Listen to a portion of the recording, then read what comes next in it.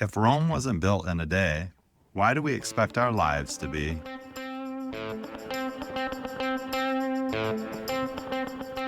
Hey, Ryan. Hey, how you doing? I'm good. Good. Have you ever quit something right before it might have worked? Absolutely. Talk to me. I'm a hobbyist, so I've tried everything and anything and quit almost everything. I don't know if it would have worked or it didn't work because some of the things I still do, but I think I could have pushed harder. For example, I started to play classical guitar, and then I did that for a year and a half, and I really haven't even picked it up since. But I don't know where it would have went, but I think it would have been valuable for me to stick with it. And same with baking. I'm a big baker. And so I went really hard at it for a couple of years. And now I just do it occasionally when I enjoy it. So I wouldn't say that like anything was going to take off from it or might have worked, but I definitely bailed on the level I was at. Oh, that's fair. Yeah, if you ask my wife, like she's very supportive of all my crazy ideas.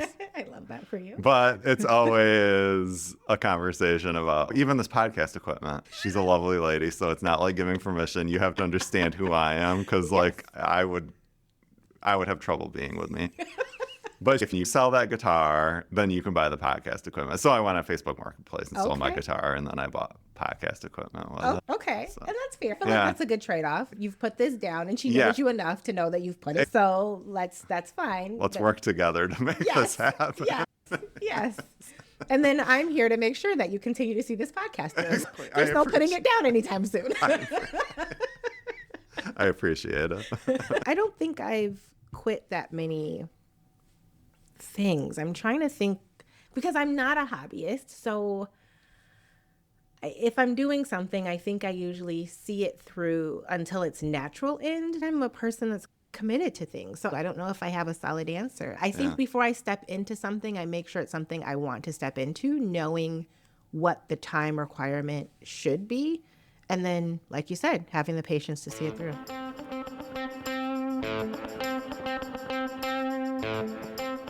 Hello, thinkers. Welcome to Quote Mining. The bite-sized podcast where each week we explore where quotes come from by stepping inside. And shining a light around to see what's buried beneath the surface, see how they shape the way we connect, and whether they hold up in real life. I'm Ryan. And I'm Leslie. Some quotes shine immediately. And some require excavation. We bring the questions. You bring your curiosity. Ready? Let's start mining. Today's quote: Rome wasn't built in a day. It's one of those quotes we use when we're frustrated.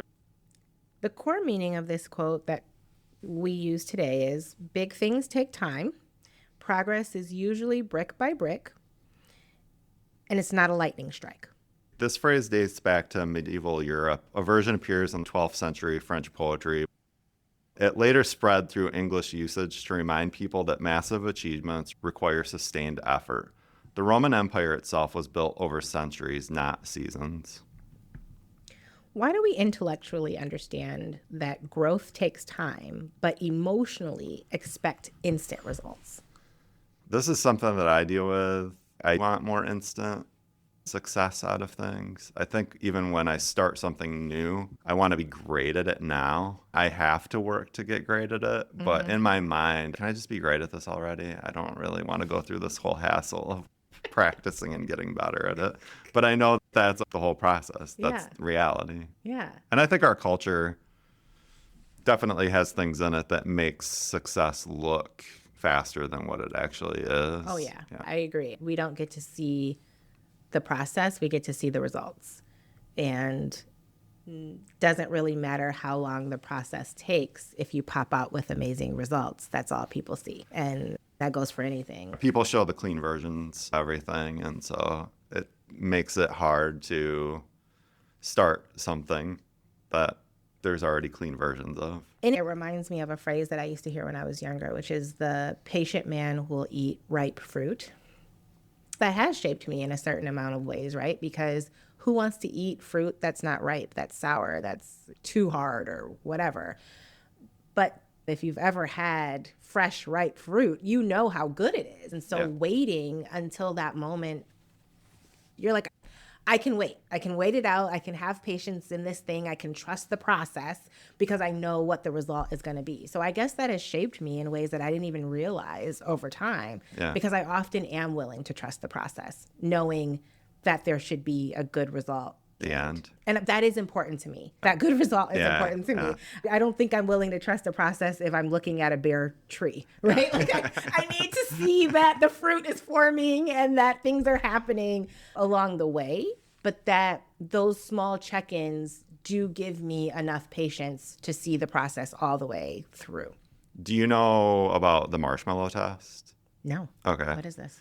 It's based on delayed gratification. Okay. So essentially, they took a child and put a marshmallow in front of them and said, if you wait 10 minutes, we'll give you 2 marshmallows. Does this child understand time concept? What they've determined is if the child is willing to wait the 10 minutes, they study these people over time, and people who are willing to delay gratification live better lives. Interesting. Okay, so your parent signs you up for this when you're a little kid and says, we'll sign up for this marshmallow test, but they're going to watch you for 10, 15 years. The researchers followed these children to see what they're... Interesting. I can see that being true because if you delay gratification and with education, you don't see the fruition of it for a really long, like the fruits of getting a degree. And if you have to take out loans, you're in the hole before it gets better. Exactly. That's so true. So not only Rome being built in a day, but understanding the progress that it takes to be able to actually achieve something. I think people need to take a deeper look at that within themselves, myself included. Mm-hmm. But you're interesting because you put in the work for the process. Like you Yeah, do the work I for do the the work. process. Yeah. You just don't stick around Yeah. for the end Yeah. result. Which is interesting in and of itself. Yeah. That's a different type of patience. I don't think I have that level of patience or intrigue or interest. Because that's a deep level of interest in something.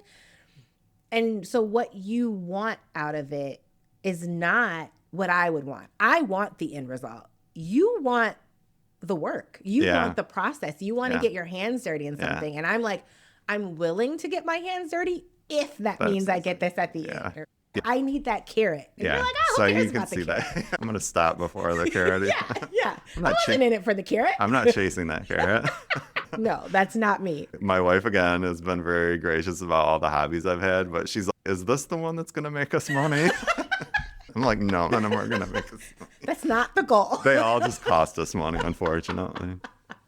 But it makes your life fuller and it It makes you an does. interesting person. There's something to be said about that. And let's not say there are definitely things that you finished. Oh, yeah. Writing your dissertation was no Yeah. joke. And the work that it took, the dedication, and the level of consistency in finishing something like that. That's why I think my hobbies I'm a little looser with, but if I have something within my career or that dimension, especially education, it was the process that I enjoyed though. The dissertation itself was not enjoyable, but the coursework was. Okay. But once I got to that level, there was no turning around at that point. I already went too far. You wanted to see. Yeah, to see Okay. through. I chased the carrot. So there is a space where you chase Yeah. the carrot. That's fair. Same for you. So, but that was part of your commitment from the beginning. You knew when you started your program Yeah. that you were going to finish it. I had the dissertation in mind from Yeah. day one Yeah. because I knew getting this done. And my carrot was the hat.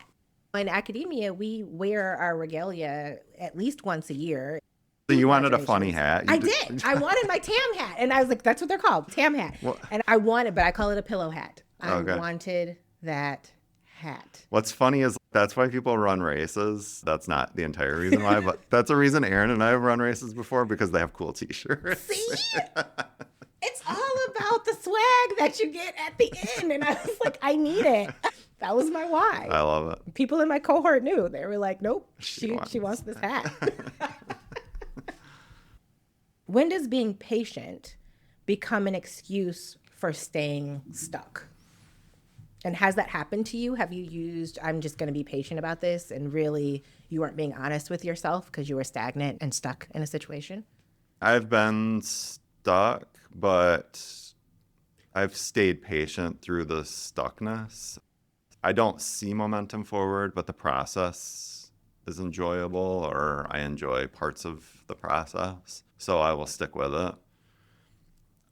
But I can definitely see how somebody could get stuck and then not have any goals outside of that, which is totally fine. But And I don't think I'm wired that way. I think I'm constantly reassessing. And so if it feels like I'm becoming stuck and it feels like my patience is turning into a situation that will not get me to the goal that I had in mind, then I think I change course. And even so, when I set goals, even personal goals, if I'm seeing that I've reached it, then okay, it's time to do something else. It's time to change and shift and move.